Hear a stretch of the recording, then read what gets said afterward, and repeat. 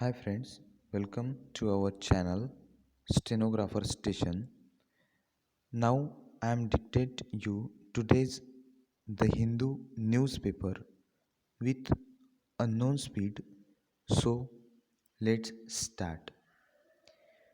The Myanmar military must above fast to end the political crisis that is of its own making 3 weeks after they took control of Myanmar by toppling its democratically elected government. The country's generals are struggling to retain their grip on power in the face of growing pro democratic mass protests. The military, which had shared power with Aung San Suu Kyi's National League for Democracy for 5 years, orchestrated the coup on February 1 hours before the country's newly elected parliament, in which the NLD had a huge majority, was set to convene. The military, which controlled Myanmar through direct rule for almost 50 years since independence from Britain to 1948, has now deployed the familiar repressive tactics to quell opposition to the latest coup. It has detained Ms. Suu Kyi, President Win Mint, and several of the NLD's other top leaders suspended the internet, blocked social networks, and warned the public of repercussions if they joined protests.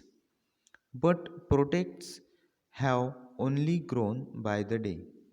On Saturday, two unarmed protesters were killed by security forces in Mandalay. Even police violence and the deployment of security personnel, including snipers across the main cities, did not stop millions from joining a general strike on Monday. They demand the generals free the detained elected leaders and restore democracy. Myanmar's military has been one of the most consistent enemies of democracy. In the past, challenges to its powers were met with brutal crackdowns. Still, the junta has continued to face popular resistance. The crackdown on the protests of August 8, 1988 did not prevent the Saffron Revolution of 2007. Protests led by Buddhist monks Than Shwe, the then leader of the country, suppressed them but had to offer a new constitution in 2008 as a compromise.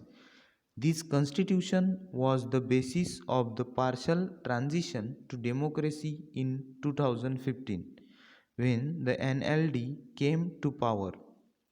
But even that experiment would not last more than 5 years thanks to the power hungry generals of Tatmadaw. But they were wrong to expect the Myanmar's people, who experienced at least limited liberties and democracy for 5 years after decades of the repressive dictatorship, to allow them to consolidate power easily. The protesters have called for civil disobedience, stoppage of work, sit ins, and mass demonstrations.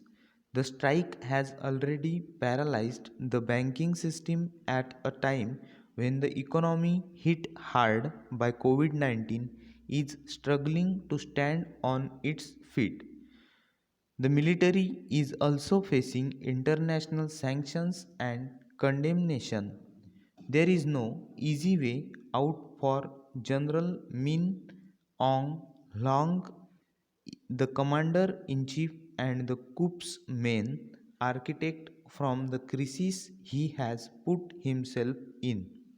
The generals should realize that years of repression have not killed Myanmar's aspirations for democracy. They should not repeat 1988 or 2007.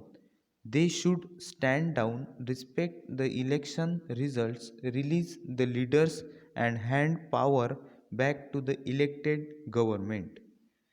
Thanks.